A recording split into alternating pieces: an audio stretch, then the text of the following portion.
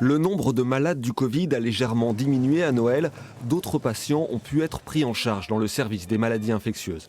Mais l'activité reste intense, toujours rythmée par des habillages incessants. Après 2 ans, on s'habitue ? Non. On en a marre. Ou 2 ans, on en a marre. J'y vais, excusez-moi. Les patients les moins graves reçoivent des anticorps pour éviter une dégradation. D'autres nécessitent des soins plus importants. Mais aujourd'hui, chacun connaît son rôle. Ouais, le rythme est soutenu ce matin, on a des patients qui sont un peu lourds. On garde le moral et on souhaite que ça aille mieux. On souhaite que les gens se vaccinent et on souhaite que les gens prennent soin des uns des autres. Mais nous, on garde le moral et on se bat, quoi, si je puis dire. On est là pour soigner, de toute façon. Depuis 2 ans, certains soignants ont décidé de quitter le service.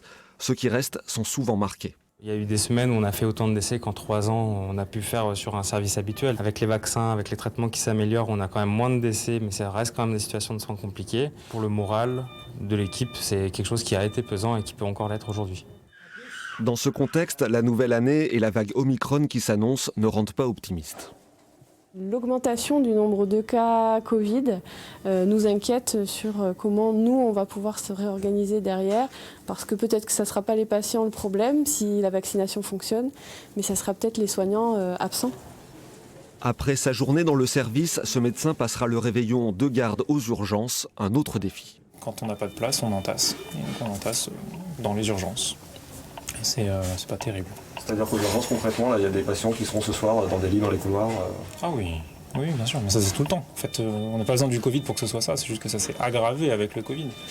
Personne ne sait vraiment à quoi s'attendre en janvier sur le front de l'épidémie, mais beaucoup de soignants espèrent surtout un traitement en urgence pour l'hôpital afin de reprendre leur souffle.